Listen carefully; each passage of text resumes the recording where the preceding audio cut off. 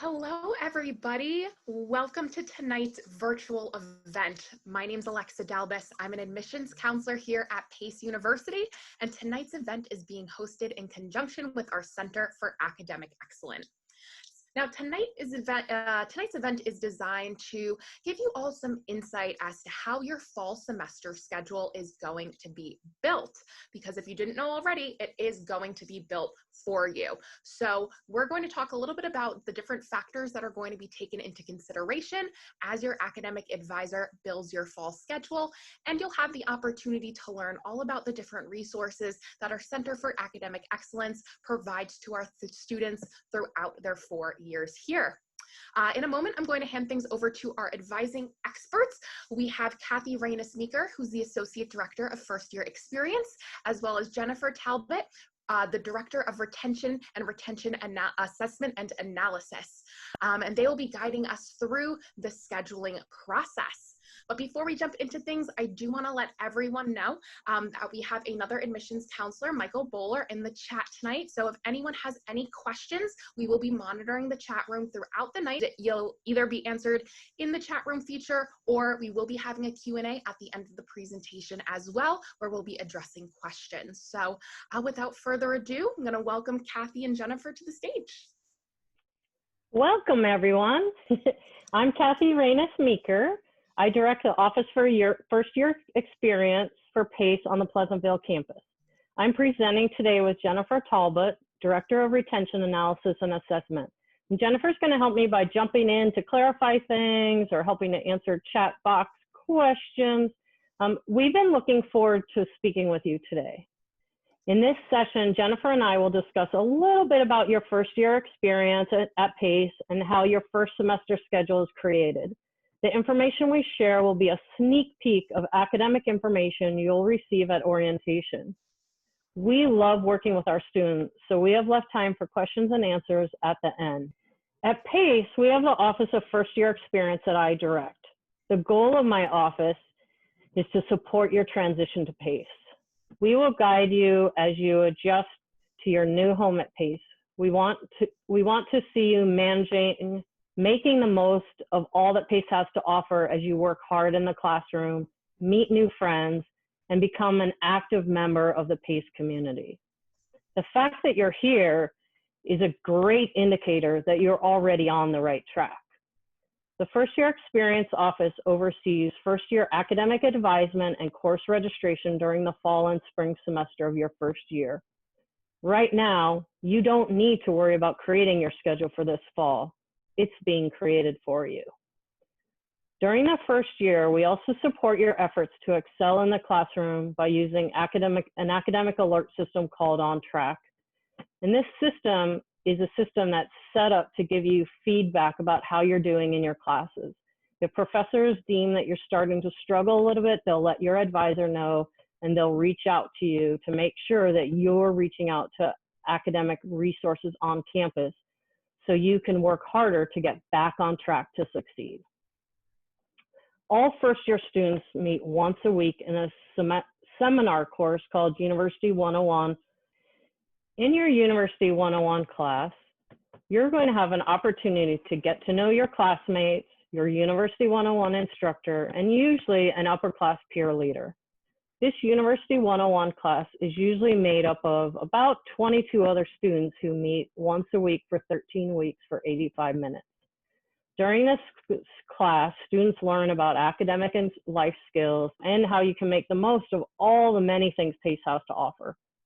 More importantly, each University 101 class becomes a community where students get to know each other, check in weekly, and share how things are going. Usually these sections are grouped by major or program. Students who are undecided are usually put in a University 101 section together so they can explore major options together. On the Pleasantville campus, we have so many different sections. We have sections for honors, nursing, health science, computer science, business, education, science, psychology, criminal justice, all sorts of communication majors, and of course, undecided. And we have several mixed sections that include additional majors, economics, poli-sci, history, environmental science, English, journalism, just to name a few. All the sections are taught by an instructor who is dedicated to working with first-year students. Your University 101 instructor will teach you how to register for next spring.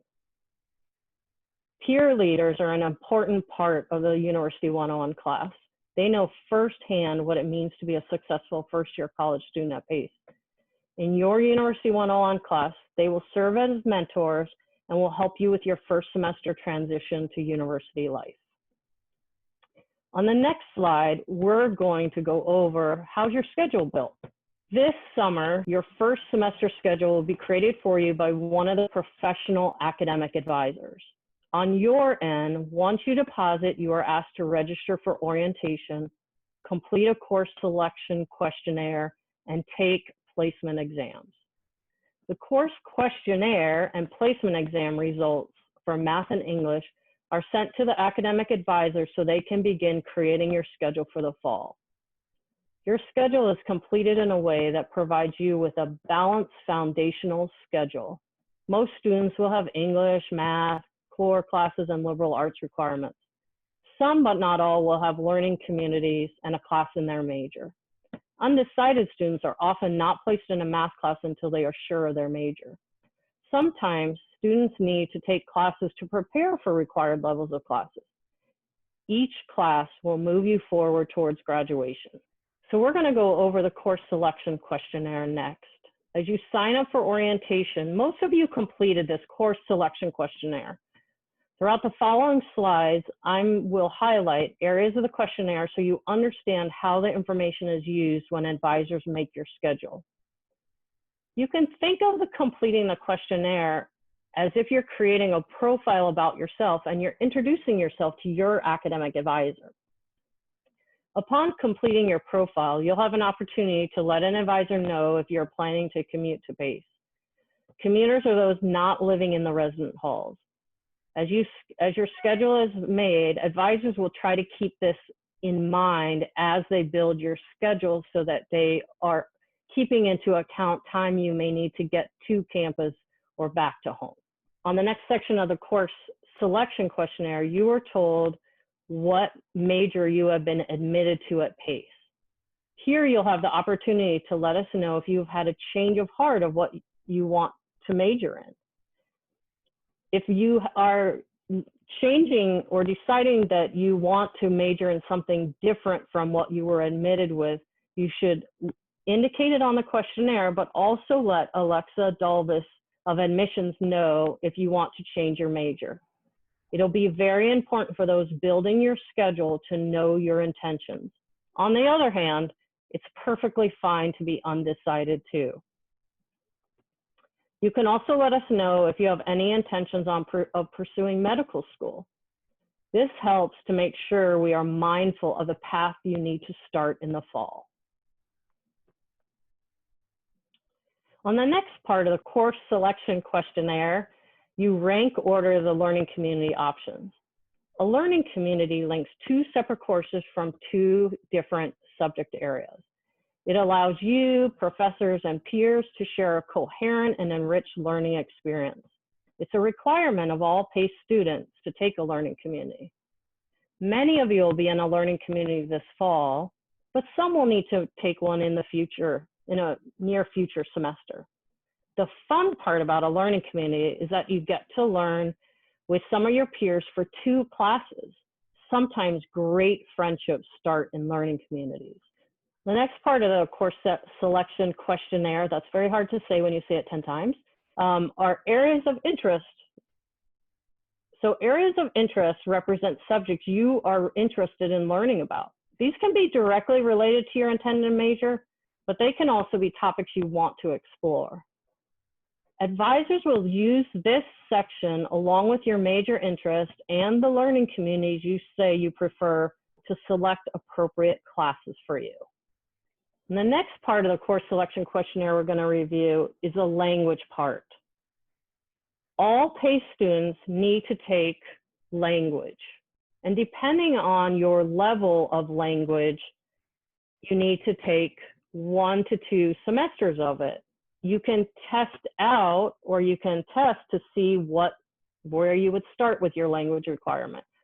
So these questions from the course selection questionnaire guide are related to language, and it could be a great opportunity to learn a new language that's going to help your career someday. On the other hand, if you're fluent in a second language, feel free to take the language placement exam now. You never know, you might test out of a class.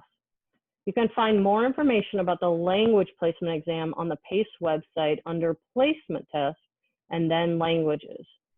To be clear, students are not required to take the language placement exam. If you are proficient or fluent in a language, you can take it now. This slide is very important. You'll want to make sure that you let your advisor know if you've taken any advanced placement or AP exams, International Baccalaureate, IB exams, or college courses. Advisors want to know this information so they do not place you into a class you're already receiving credit for. You worked hard for this credit, so make sure you send the official college transcript now. Make sure you send it to PACE. Don't assume someone else is sending it in for you, and don't assume that your high school transcript is enough. It's not. Yes, we want your high school transcript, but the official transcript for the college course needs to be sent to Megan in admissions at mmumey@pace.edu. Her email will be listed again at the end of this presentation. In addition, please request that your IB and AP scores are also sent to PACE at this time. This will help the advisor creating your schedule to put you in the correct classes. While creating your schedule, the academic advisors consider factors such as your intended major, topics you indicate you're interested in, and whether you plan on living on campus or commuting, and how you do on the placement exam. They select classes that are a best fit for you. They will get you started by taking required or general university courses. Of course, before they put you into a course, they will check that you meet the requirements of the course, there are seats still available in that course, and that there's seats still available. It'd be silly to put you in a course where there are no seats available. They will also assign you to a University 101 related to your major so that you can meet others with similar interests to what you have. Undecided students are also in a university cohort also. So even if you don't know your major about it yet, don't worry. There's a University 101 section that is best for you. If you have not done so already, so this is another reminder, please take the PACE placement exams now. Math and English are mandatory placement exams.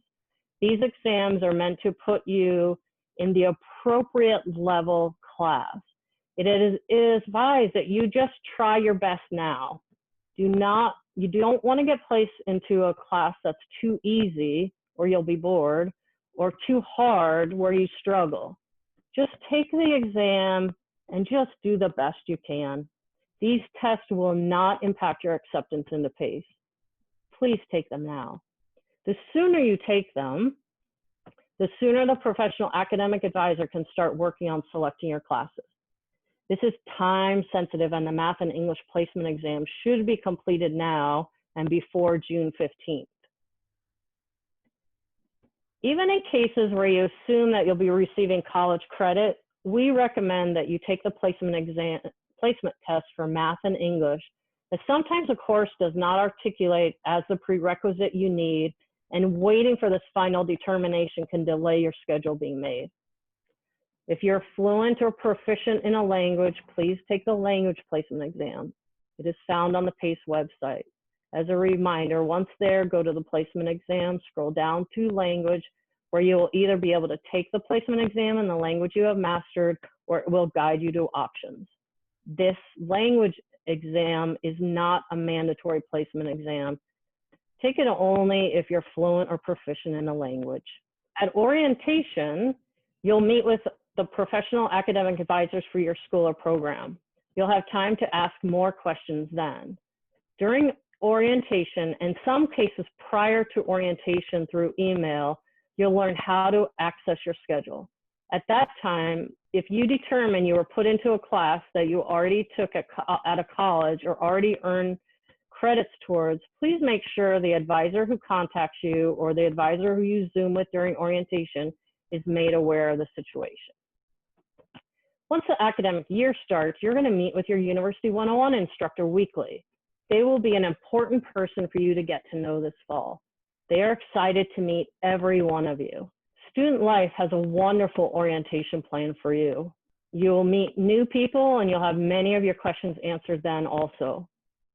Many events are being planned for you this summer and this fall, but this whole year, so that you'll have an opportunity to meet upper class students, faculty, administrators, and your peers.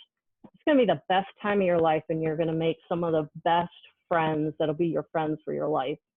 You'll be provided with opportunities to learn about the wonderful things PACE has to offer so you can make the most of your time at PACE. I'll be holding virtual office hours by appointment throughout the summer. Let me know how I can assist you with your successful transition to PACE. Depending on the time, we will try to answer questions not answered yet from the chat box now. If we are unable to answer your questions now, we apologize.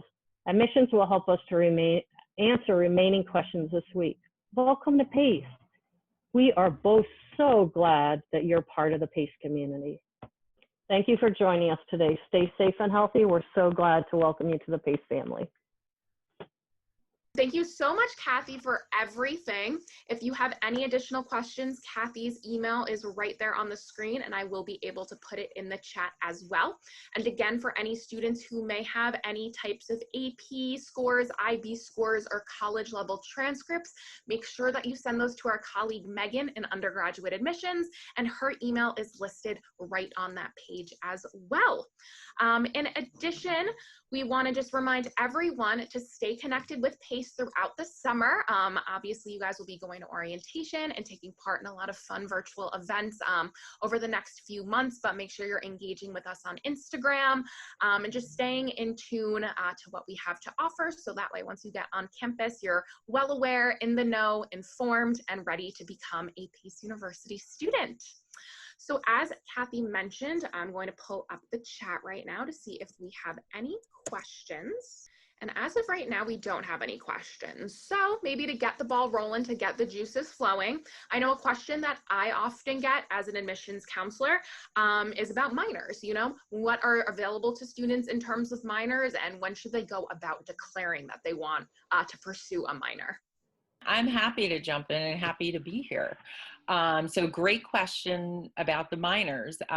So essentially, a minor, looking at pursuing a minor is an opportunity for you to pursue an area of interest that you may have. I think Kathy mentioned to you one of the many questions we ask you on that course selection survey are your areas of academic interest. So what's really great about the programs we have at PACE is you may be certain that I know that I want to be this major. I for one was a history major when I was in college, and I knew that for sure. But as I took my courses as an undergraduate student, I started to be exposed to different academic areas that really interested me. I wasn't ready to commit to pursuing it as a major. I didn't want to take 10, 12 courses in that area and get that level of expertise, but I still wanted the opportunity to learn new things and really help me as I moved forward with career plans and personal plans. So a minor is an opportunity for you to pursue an academic interest. You can be really strategic in selecting a minor. Maybe you want to pursue something, let's say, for example, you decide to major in political science, but you're really interested in economics as well. That can be a great pairing of a major and a minor. You can fit that into your academic program. Of course, speak with your advisor and our wonderful faculty, and we can help get you going on how you would fit that into a 4-year plan at PACE. Usually a minor is about 5 courses. And in terms of when, the timing to pursue a minor, certainly the sooner you know, the better, because we can make that plan with you sooner. But really, students, even in their junior year, sometimes you have some room in your course planning, depending on your program. You have the room in your program to add those courses for your minor and still pursue that. So if you're not quite sure, certainly in your first semester, you're getting settled, even in your first year, you're learning new things, meeting new people. So you have some time to think about that. But I would say usually by your junior year would be the best time to really lock into declaring a minor. And we have such an array of options across all of our disciplines of opportunities to pursue minors in different academic areas of interest. So hope that helps.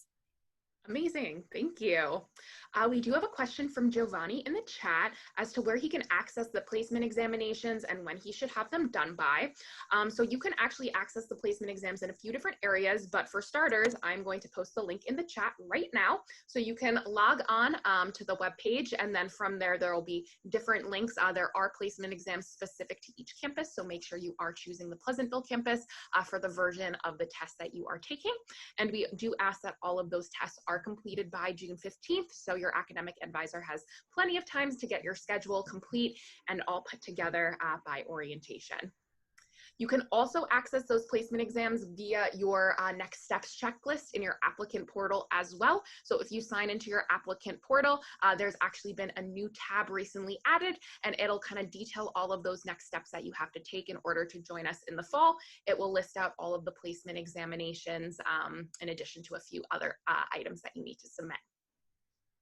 Now I have a question from Lisa, who says that she got 6 credits, 3 for each class, and she took an English 101 and an English 102. Should she still take that placement exam? I would say unless you took it at Pace University, take it just in case there's a delay in your class, your credits getting to Pace. But the sooner you get the credits to Pace, the better, but we've been advised that you should take the placement exam just in case there's a glitch. Yep, absolutely.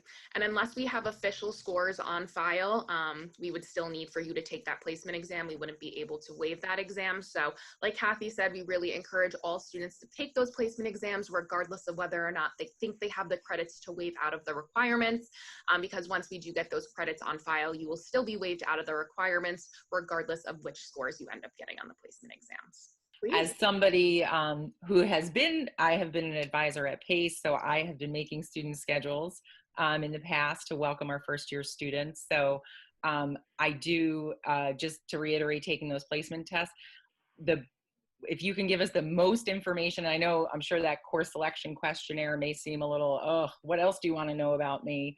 But it's so important. And I really like to stress to students whenever I meet with them, that is something I'm really proud about at Pace, is that when we make your schedule for you when you're coming to us, we make it for you personally. We do not, put all this information into a computer program and have it spit out the schedule that, could be for anybody.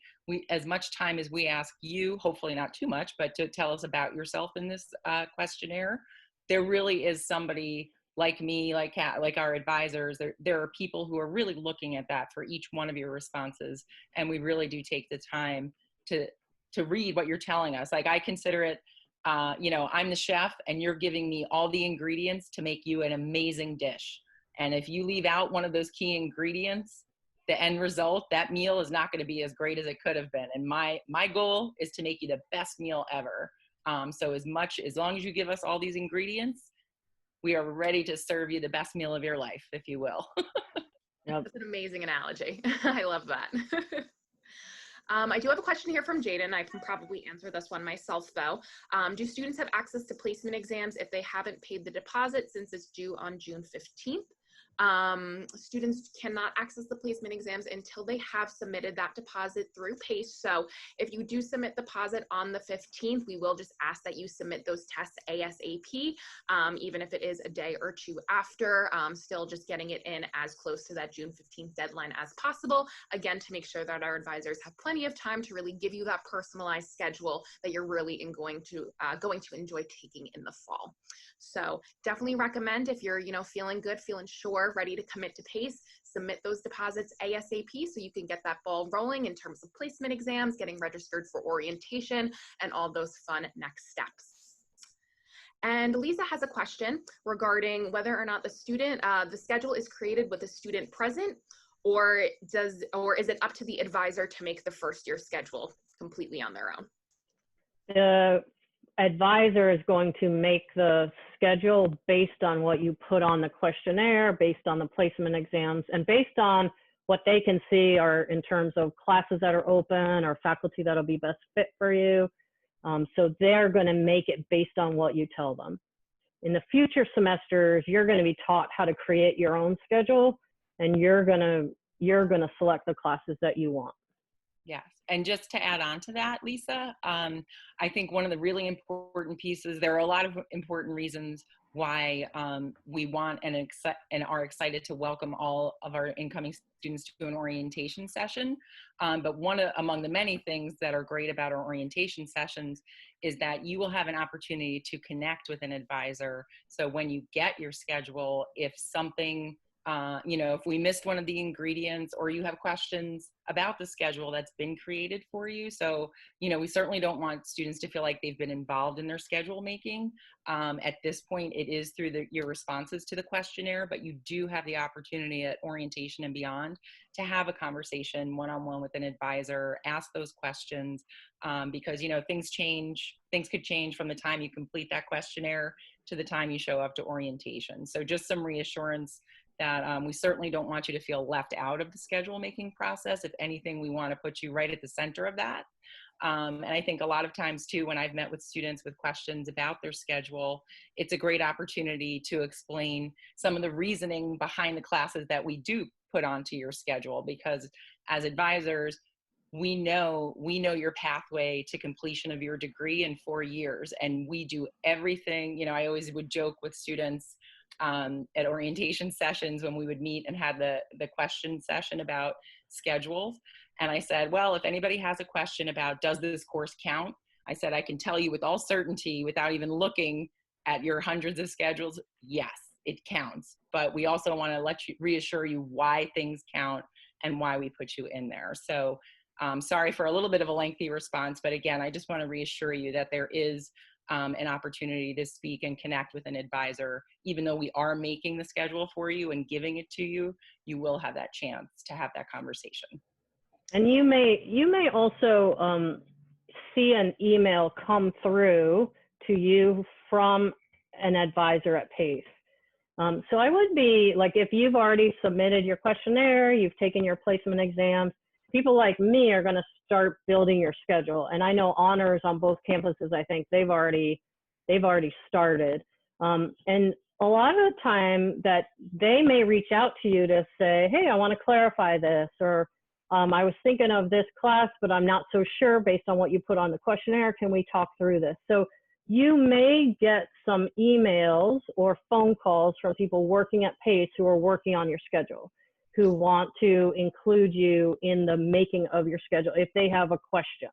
And then again, at orientation, they will be, I know when I meet with my students, I'm taking notes of any concerns. Like if somebody says, I've already taken English and I've got the transcript from Syracuse in because I took it this summer, then I will be mindful, write that down and go back and look at their schedule and regroup and redevelop their schedule with the next level of English. So the feedback and the communication is there. They're just going to try to do most of the planning off your questionnaire and the other information that comes from your placement exam. Amazing. And Lisa had a follow-up question. I think you hit on the majority of it in terms of, scheduling. She asked, will there be room for her to choose her classes, or are they all required courses? So maybe kind of elaborate in terms of elective credits and maybe the opportunity to kind of really explore some additional subject areas within the flexibility of those elective credits. I think that would be insightful. So when I would be creating our incoming student schedule, I was doing student schedules in the business school. So let's say, for example, I'll stick with my history background. Sorry, everybody.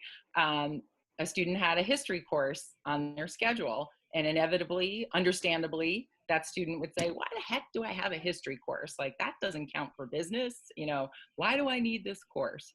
So I think to go back to one of the comments I made, I can assure you and I don't know for each of you who are attending what courses are going to be on your schedule, but I can assure you, number one, they count, right? They count towards a requirement.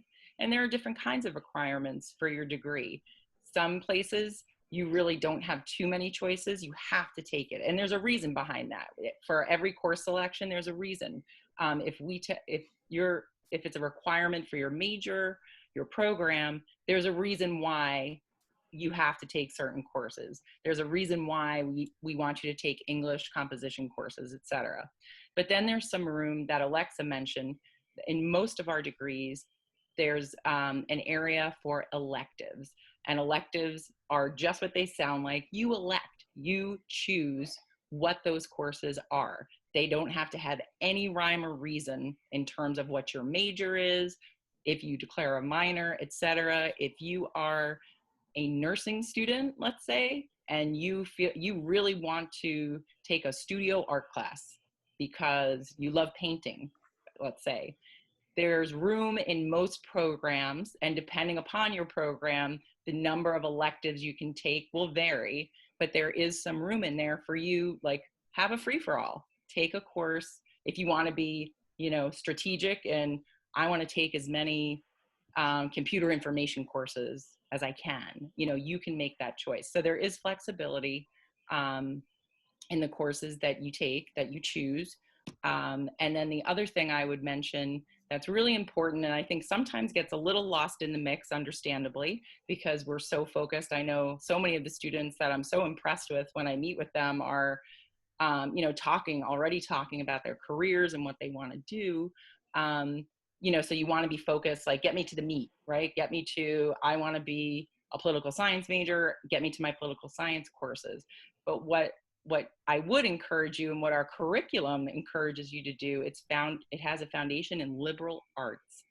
Liberal arts, it's a broad base. We want you to be broadly educated, not only an expert and a specialist in what you choose as a major and a minor perhaps, but we also want you to have this broad foundational education that you can draw upon all these different disciplines, which can include psychology, sociology, economics, political science, hard science, biochem, computer science. So again, forgive me for a very long answer, but you have these options that you don't have to feel boxed in necessarily by, I'm a bio major, so I'm only taking bio courses. That's not what we want for you. We want you to develop that expertise and really have that confidence and knowledge as a bio major, but we also want you to have broader knowledge in different disciplines, because we feel at the end of the day that makes you a well-educated person and also brings so much more to how you work with your major as well. So I hope that's helpful. Lisa's probably regretting asking that question, but it's a good one, Lisa. That was a good answer. No, it was a very good answer. And it's always better to give too much information than too little information in these scenarios. So we still do have time for a few more questions. So if anyone has them, please put them in the chat. So while I wait for a few more questions to hopefully trickle in, I'll ask just another question that I've heard a lot on the road throughout my recruitment. What happens if a student wants to double major? Kind of what are the options there in terms of, manageability and really making it feasible for them to get it done within those 4 years? I'll start, but I'm going to have Jennifer tag team me. If one wants to do a double major, it is totally possible. It does take working really, really closely with your advisor to make sure you fit in all the correct classes at the right time, because there are some classes that you need before you can take other classes, and some classes are only offered in some semesters. So you have to be, get to know your academic advisor throughout your 4 years. They can help you make a double major come true or a double minor come true. So just work closely with them and they will be able to have it happen for you. Agreed, Kathy. I think the first thing that popped into my head is planning, right? So double majors are a wonderful option. Again, if it's bringing together, I always enjoy working with students, but hearing their plans and hearing unique combinations of disciplines, of programs, of classes. So very generally, of course, double majors are usually an option. What we want to make sure of is that we are helping you reach these goals in the time frame that you would like to reach them. Because I think one of the biggest pieces, when I said the first thing that popped into my head is planning, is that sometimes if you, let's say we're here into your sophomore year, let's say, and you're chugging along, you've had your major declared, you're moving along, and you know, have this epiphany that, wow, you know what? I really want to do this. I really want to double major in X and Y. We want to make sure that you can get all of those requirements still in the 2 years that you have left. So that, I'm sure, for any of you who are, you know, making your plans, I know you haven't even arrived in college yet, but, and I know I'm much older than all of you, but I know the first thing my parents said when they dropped me at school was, 4 years, Jennifer, that's what you've got, 4 years. So, you know, we are very conscious of helping you meet your goals, you know, plan for those goals and doing it in a time frame. And sometimes I had an extraordinarily ambitious student that immediately pops into my head who wanted to pursue 3 majors and made that decision later into their junior year. So to keep this student on their 4-year graduation plan, you know, we plotted it all out. And this is where, again, these relationships that you're building at Pace and anywhere in life, really, it's making these relationships that I want to assure you as advisors, and I don't mean to, everybody at Pace cares about you. I should be clear about that. But having been an advisor, we want to help you meet these goals, and we want to help you talk them out too. So for this student in particular, we were able to plan it out to have her graduate on time in 4 years and pursue a double major. She couldn't add that 3rd major and still graduate in 4 years, but she was willing. We were able to lay out these options for her and basically empower her to make a decision. So, you know, there are many possibilities depending on what your major is that you start out with. There may be some limitations in what else you can fit in terms of a double major. Or if, for example, you're planning to go to medical school, that comes to mind specifically, because if you're on a medical school track or a pre-health track, as we call it, that's pretty lockstep. There's not as much flexibility in those types of programs, but it's always worth talking about because, you know, the cliche of you regret the questions you don't ask. So it's always great to ask. Advisors, faculty, so many people at Pace are here to help you. So start throwing those ideas out there, and it's really, we are excited to map that out with you, to talk about the possibilities and help you make informed choices. So there are any number of possibilities of combining our various majors here at Pace. We have so many majors. Maybe you want to do a major and a minor. We're here for you to talk that through and really give you a solid roadmap of what that would look like. And then you can make an informed decision. That's what we do. Amazing. And one last question to wrap things up from the chat. Is 2 majors and 1 minor possible? Or do you think that's a tight schedule for a 4-year timeline? I'll take it I think that it depends on your major, and I'll give you an example. And it depends on your strengths too. So if you're a nursing major, I would say nursing doesn't want you to have a 2nd major. They want you to focus on nursing. It is possible to have a minor with nursing like psych, but you have to plan with your advisor, like tight. That schedule for nursing is, they have a tight schedule. And so 2 majors for that major, no, but you could always major in nursing and then go on to do psych nursing for master's, or anyway, you get the idea. So it depends on the major, and it depends on kind of where you start too. So for example, if you want to do a business major or a science major, but you're not so good at science or math, you may have to do some building of science and math before you can jump in to science and math classes. So in that case, definitely not would you want to be majoring in 2 things. So it really, really is personalized for each person, depending on what their strengths are, what their gifts are, how motivated they are. It's going to work out a little differently for different people. But some majors are very limited in the ability to double major. Yeah. Amazing. And I definitely recommend, like the ladies have been saying all night, you will have the opportunity to connect with your academic advisor at orientation. So if you did have any questions, or, if you were starting to think about potentially taking up a minor or a couple of different majors, you'd be able to start that conversation and kind of talk through your options then. So I know it's right around the corner and it seems like you're right there and you're anxious to get started, but I promise you there's plenty of time to have things all figured out. And once you get on campus, you're going to start building up that relationship with your academic advisor, and they're going to make sure that, they get you to where you need to be, which is that graduation stage at the end of the 4 years with those degrees that you want to receive. Amazing. Well, thank you all again for attending. We hope you had a great night. We hope you learned a lot and are even more excited to be, on campus in the fall. But just keep an eye out on those emails. You're going to be receiving a lot of important information. Make sure you complete those placement examinations if you have not yet already. And we will be seeing you very soon on campus. Thank you again, everybody, and have an amazing night. Thank you. Bye.